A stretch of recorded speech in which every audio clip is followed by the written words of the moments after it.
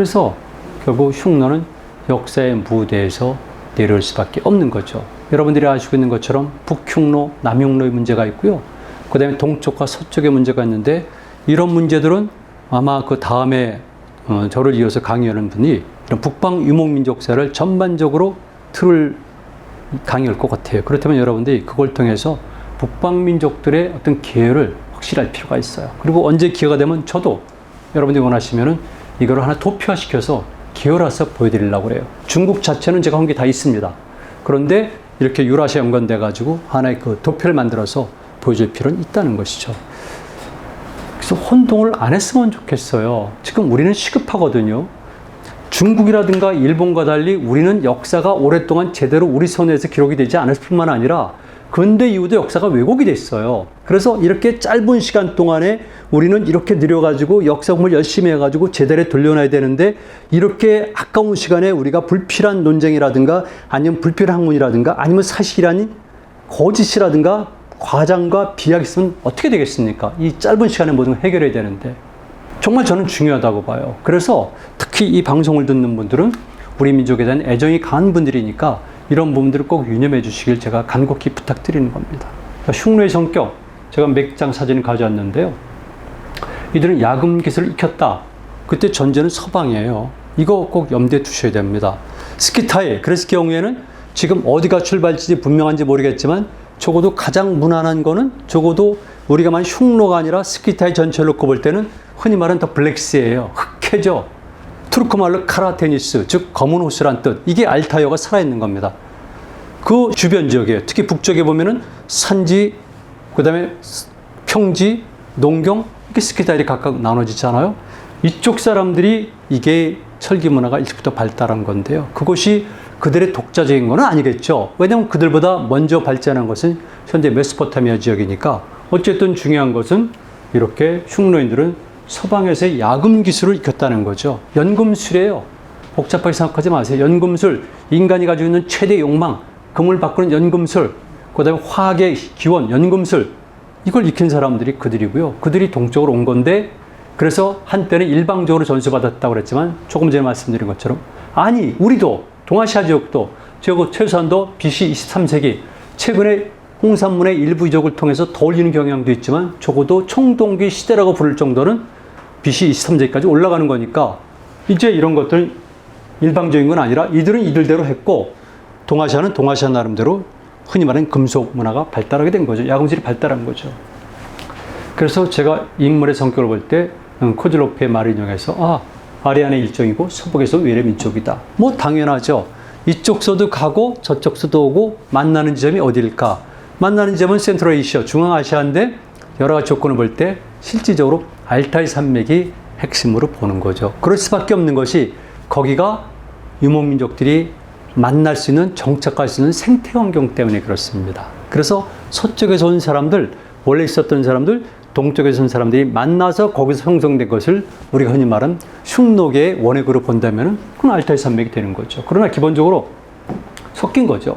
섞인 것. 그리고 기마전법.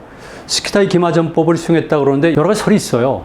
그러니까 우리에게는 기마민족 정복 국가설로 유명한 에가미나미오가 있잖아요. 그런 사람 같은 경우는 오히려 기마전의 방법이 서쪽에서 온 것이 아니라 동쪽에서 갔다고 주장을 해요. 그리고 기원도 조금 더 올려봐요.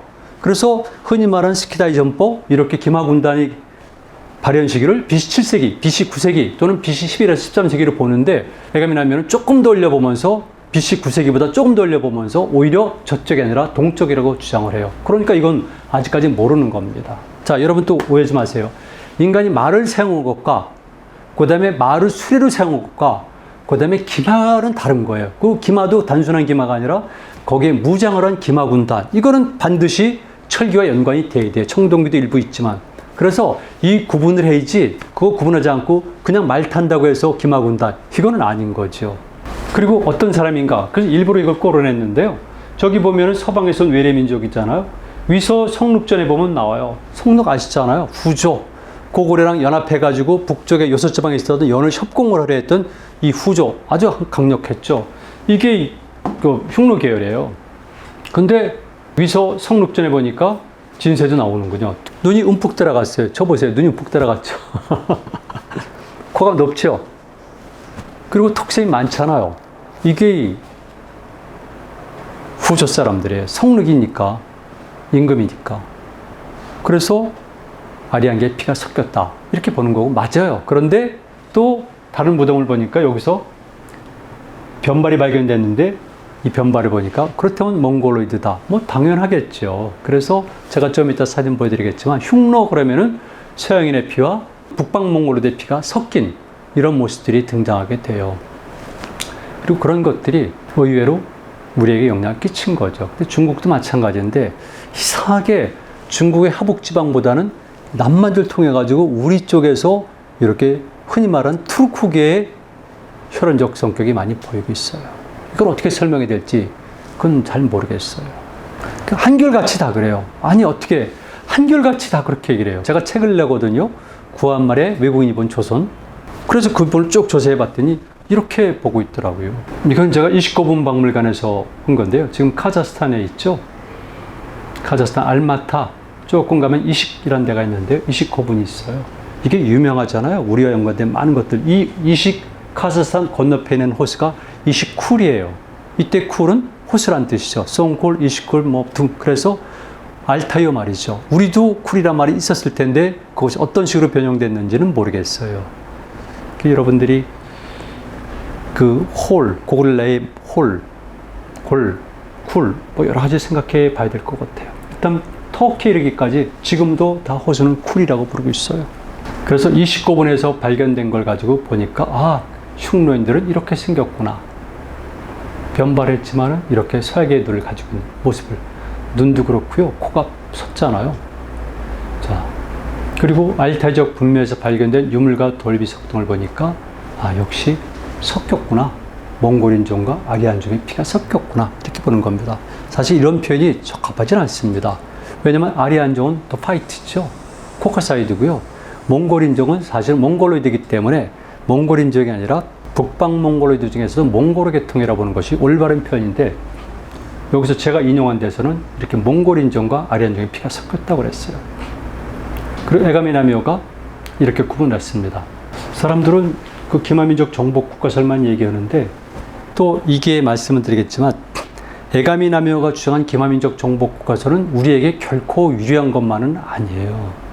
그래서 우리에게 유리한 부분만 탁 떼어놔가지고 자꾸 우리나라 학자나 흔히 말하는 제에서는 자꾸 되뇌이고 우리가 기마민족이라는데 그건 사실이 아니죠. 학문적으로도 맞지가 않습니다. 기본적으로. 그리고 우리나라는 왜 그렇게 철저하게 외세 의존적이에요? 민족주의자로 말하는 역사학자들도 제도 똑같이 에가미나미오가 그거 젊은 나라에 20대에 쓰는 분일 거예요. 1947년에 처음 나온 거니까. 그리고 그 사람은 이른바 홋카이도를 성공해가지고 연해주 문화가 왔다는 설도 주장했고요. 양자강 유역에서 들어온 사람들이 일본 문화에 큰 시운을 이뤘다고 주장을 해요. 같이 봐야 됩니다. 자, 그래서 1기, 2기, 3기, 4기로 변하고 있어요. 이렇게. 참고하시면 됩니다. 제가 사진을 가져봤는데 29분이에요. 이게 천산입니다. 천산의 끝자락이죠. 이런 것들이 큰데, 즉, 우리가 신라, 특히 경주에, 특히 대능원 지역에 있는 그분들과 상당히 유사하다는 것이죠. 무덤 형태 내부로 들어가면 적성 목각분이 있는데 등등등등. 그러나 여기에 이용구 선생이라든가 몇 사람들은 아니다라고 차별성을 이야기하고 있어요. 여기서 발견됐던 이를테면 황금 금관 같은 경우도 이것이 우리 신라 금관의 원형이다 또는 유사성이 있다. 그런데 또 아니다라고 제안하는 사람도 있어요. 왜냐하면 신라 금관은 독자성을 지니고 있다. 그래서 여기서 강의를 예정으로 있는 임재희 교수라든가 박선희 교수는 그 설을 주장하지만 대부분의 사람들은 직접 간접인간의 영향성을 가지고 있다. 그런데 실질적으로 이것뿐만이 아니라 흔히 말하는 중만주, 이북, 북만주, 동만주에 있었던 현재는 소수민족으로 남은 사람들이죠. 옛날 선비계통의 유물들을 보면은 꼭 이런 건 아니겠지만 유사한 형태의 금관들이 있거든요. 다만 이런 금관들이 언젠가 강의하게 될 김양동 선생의 일부제 전문가지만 상징과 기호가 가진 특성이 있어요. 그래서 스타일의 차이를 놓고 볼 때 이거 생각할 부분이 많습니다. 기본적으로 구조적으로 일치하면 같다고 봐야 돼요. 스타일은 시대에 따라서 상황에 따라서 주체에 따라서 달라지는 거니까 꼭 이해하셔야 됩니다. 오른쪽 보이죠? 이건 이르쿠츠크의 딸지박물관에서 찍은 건데 고분이 이렇게 되어 있어요. 제가 고분 발굴 현장도 다녀봤는데 이거는 전 시간에 한 거예요. 그리고 다음 사진을 보시면요. 자, 흉노 그러면은 이동성 민족이고 정조하지 않았다고 보는데 주거지를 보니까 이렇게 취사시설이 있어요. 거의 온돌과 유사할 정도의 이런 취사시설이 있는 겁니다. 제가 여기는 지금 발굴 현장에 직접 가봤거든요.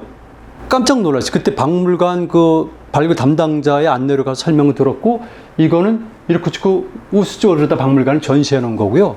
사실 울랑루대 박물관에도 이렇게 전시되어 있어요. 그러니까 우리 통념을 깨야 되는 것이 유목민족들은 그냥 떠돌아다니는 이동성 집단이다. 그건 아니죠. 그걸 주로 하지만 당연히 그들은 거주지를 만드는 겁니다. 그래서 그걸 같이 봐야 돼요.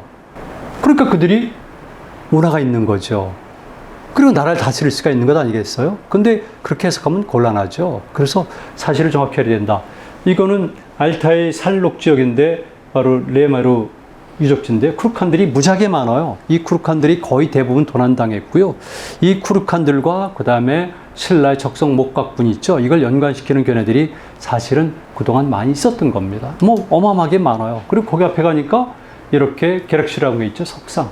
또는 발발이라는 것도 있어요. 그래서 무덤 앞에 가면 돌로 만든 이런 석상들이 있는데 이건 당시 7세기 무렵의 투르크인들의 얼굴상인데요. 다 이렇게 생겼어요.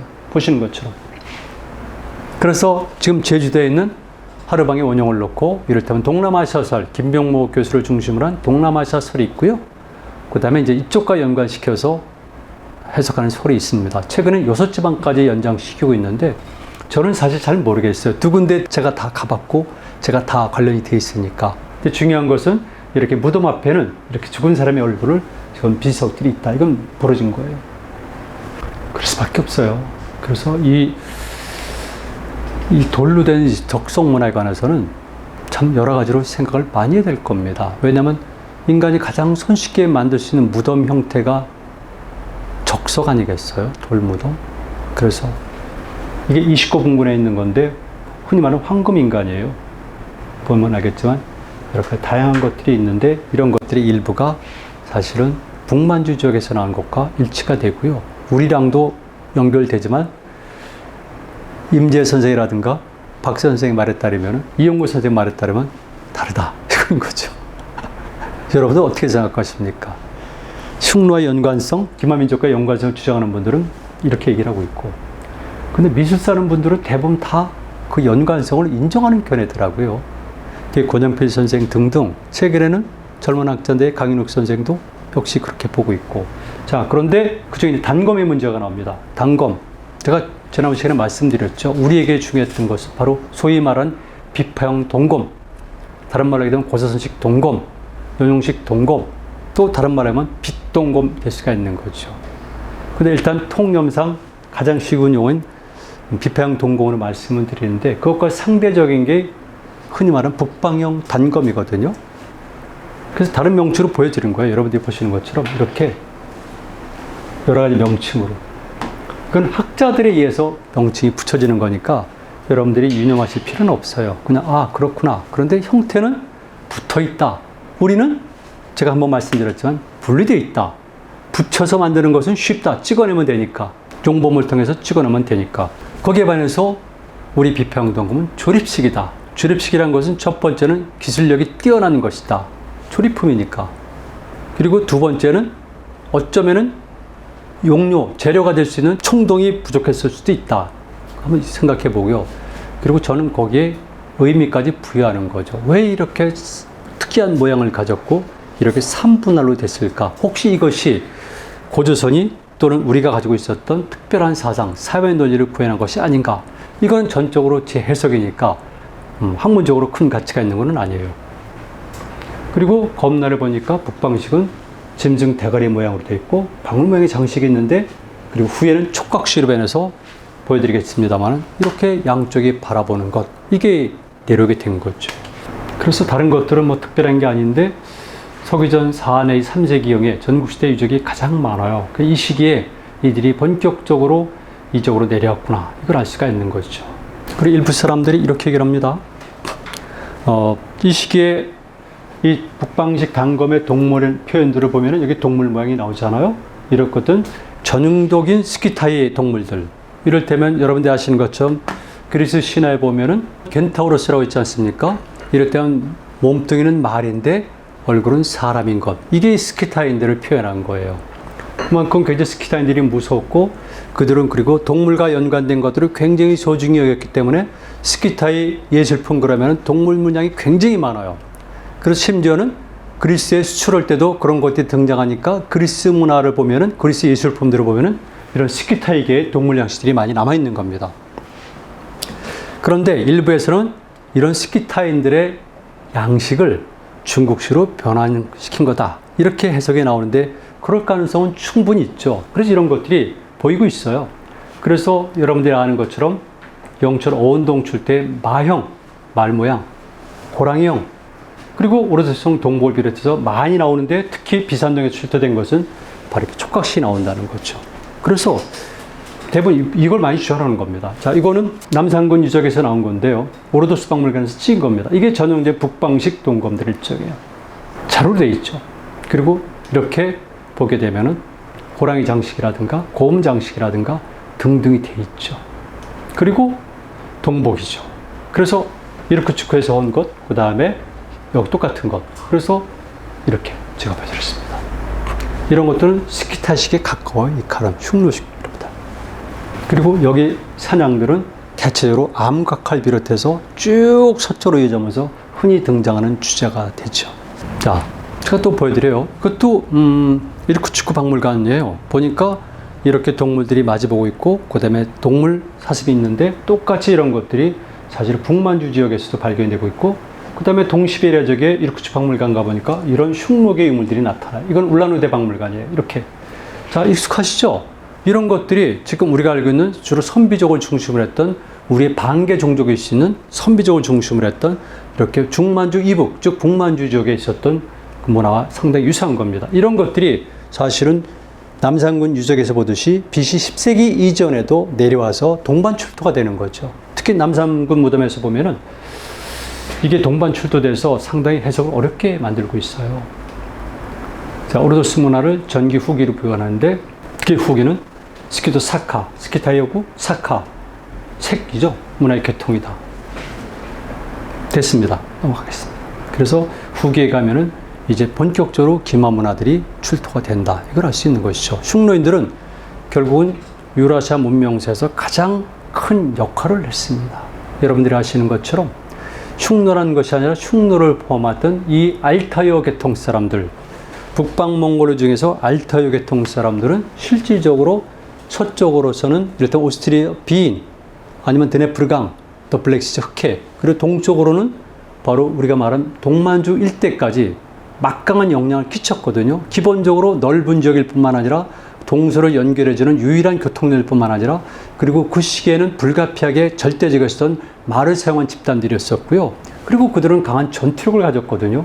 그러니까 이들이 이렇게 동서남북으로 움직일 때마다 유라시아 전체에서는 커다란 파장이 일어난 것이고 그 중에 하나가 동쪽이라는 거죠. 동쪽은 왜 사람이 많이 살고 생태환경이 좋고 거기에는 중국 지역이라는 거대한 정치 체제가 있으니까 유목민족들에게는 아주 먹음직스러운 먹잇감이었던 거죠. 그리고 동쪽에 우리는 유목민족들에게는 크게 메리트가 있는 건 아니죠.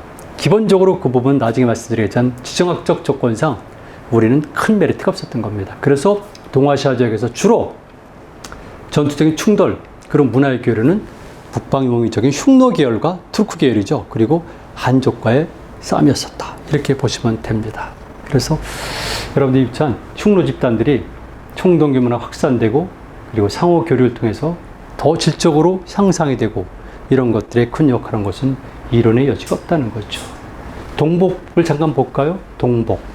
볼가강 유역에서 판노니아 평원에 걸쳐가지고 이런 것들이 발견되거든요. 흉노 계통으로 여겨지는 유물들이 발견이 돼요. 판노니아 평원 아시죠? 헝가리아에 있는 거. 가장 넓은. 그런데 보니까 거기에 동복들이 있는 겁니다. 다 아시겠지만 여러 가지 얘기했죠. 제사 의령이라는 설도 있고 그 다음에 보통 솥 역할을 했다 그런 것도 있고 당연히 이게 우선이겠죠. 그러나 시간이 지나면서 그리고 가장 중요한 일상의 용기이기 때문에 제사 의례용으로 사용되는 건 너무나 당연한 거죠. 그래서 고인들과 마찬가지로 이렇게 실제적인 기능적 관점과 의미적 관점을 같이 보면 됩니다. 그런데 나눠져요. 스키타이식, 흉노식 이렇게 해서. 자, 보세요. 다시 한번 이런 거 보여드릴게요. 자, 이렇게 보였어요. 평양 지역에서 나온 동복, 그다음에 가야 동복, 그 다음에 이게 여러분들 누구나 아시죠? 이렇게 보니까 여기 보면 이걸 동복으로 보는 거죠. 그래서 이걸 놓고도 많은 설이 있었는데 사실은 김원룡 선생 같은 분들은 다르게 봤는데 지금은 누구나 다 그렇듯이 그냥 동복으로 보죠. 그래서 이런 식으로 동복이 많이 있었구나. 그리고 제가 쭉 사진을 거론하는데요. 이게 각 박물관에서 찍은 겁니다. 타스키스탄의 박물관에서 찍은 동복, 그 다음 우즈베키스탄 사마르칸트, 아니 그 타슈켄트 박물관에서 찍은 것, 그 다음 이시코분군, 그리고 오르도스 박물관. 그러니까 이렇게 각각 동복도 형태가 다르다. 그래서 일반적으로 알려진 것처럼 이렇게 딱이 구분된 것이 아니라 지역에 따라서 필요에 따라서 형태가 달라지는데 다만 기본적으로 이렇게 스키타이식과 또는 흉노식으로 구분한다. 이렇게 보시면 됩니다. 아주 다양해요. 그래서 중앙아시아 지역은 타지키스탄을 비롯해서 키르기스탄부터 해가지고 다 어느 박물관에 가도 이렇게 동복들이 다양하게 전시되어 있는데 그건 유목문화 집단들에게 너무나 기본적인 거였으니까. 그래서 그렇다면 이제 마지막 강의입니다. 흉노는 우리 원조선과는 어떤 관계에 있을까? 직접적 관계를 살펴봤어요. 언어적으로 볼 때 우리 언어는 기본적으로 이들이나 우리는 알타이어계가 있어요. 다만 그들은 알타이어계 중에서도 투르코 계통, 우리는 알타이어계 중에서도 몽골의 계통이 강하지만 예매어라고 분리될 만큼 또 분리가 되고, 동쪽에는 퉁구스어가 있고, 그런데 전체적으로 보면은 알타이어에 속하고 당연한 것이겠지만은 이 지역과 교류가 활발하고 주민들이 이동하고 또 어떤 면은 우리나라 지배 계급에 영향을 줬을지 모르니까 언어상으로 상당히 유사한 거죠. 지금 우리가 사용하는 말들 중에서 얼마나 이 투르코 계통이 많습니까? 이를테면 제가 살고 있는 파주는 수리홀 그러거든요. 그러니까 이런 것들을 놓고 볼 때도 다 투르코 계통의 언어가 많이 있다는 걸 알 수가 있어요. 자, 그 다음에 혈연적으로 볼 때 흉노의 관계.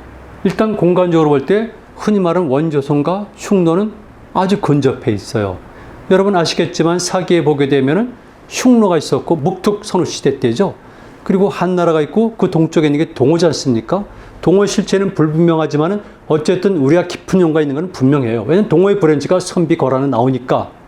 그런데 저는 조선일 가능성이 크다고 보는 사람이고, 그런데 그렇다면은 흉노와 동호가 국경을 접하고 있으니까 당연히 조선이 동호건 아니건 간에 조선과도 굉장히 가까운 거죠. 그럼 공간적으로 우리 조선과 흉노는 연관이 깊다는 겁니다. 동호가 멸망하게 된 계기는 당시 묵툭가왕과의 갈등을 벌일 때 마지막에가 뭡니까? 양적에 있는 공한지죠. 일종의 쓸모없는 땅을 요구했는데 묵툭이 그걸 묵살하면서 급습해서 멸망한 것을 동호라고 하지 않습니까? 그러니까 동호와 흉노는 국경을 접하고 있었고, 그리고 동호는 우리와 직접 관련, 간접 관련 이 등지간에 흉노와 조선은 공간적으로 굉장히 가깝다는 거죠. 유물들을 비교해도 마찬가지입니다. 흉노와 동호의 관계 또한 고조선 문명권과 흉노의 관계를 추측하는 데 도움이 된다. 그리고 남산군 유적에서는 지난 시간에도 말씀을 드렸어요. 비파형 동검과 북방식 동검이 함께 발견이 되고 있어요. 그렇다면 여기 묻힌 피장자는 두 개의 문화를 공유했을 가능성이 크다는 거죠. 그리고 어떤 면에서는 또 달라질 수가 있고, 그래서 일부 학자들은 김원룡 선생이 대표적이었지만은 당시 여기서 발견된 이 비파형 동검을 동호족의 것이라고 불렀거든요. 참 여러 가지 어렵습니다.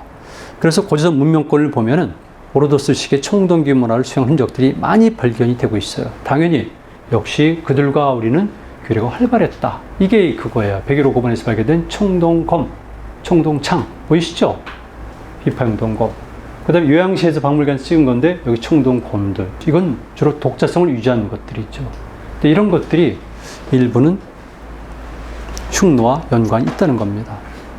그리고 유만조선이 건국하고 발전하고 멸망하는 과정 속에서도 흉노의 역할은 컸다. 물론 그이도 마찬가지겠지만, 그리고 동아시아의 국제 환경이 재편되지 않습니까? 여기서 북방 유목민족들의 실체는 지금 러시아와 마찬가지로 굉장히 중요합니다. 그리고 마지막에 우리 고조선 문명권이 붕괴하죠. 유만조선이 멸망하죠.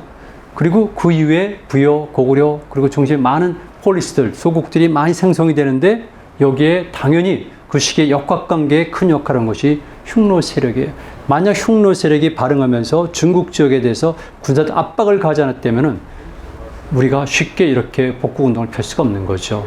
그리고 고구려가 초기에 빠르게 성장할 수 있었던 것은 바로 중국 세력에 대응하는 북방 유목 세력의 성장 때문이라고 저는 봅니다. 그리고 마지막으로는 신라의 지백 세력의 흉내 역할이 있었다는 주장들이 있는데 그 부분은 제가 나중에 제 견해만 말씀드리죠. 자, 보시는 것처럼 이렇게 많이 나타나고 있습니다.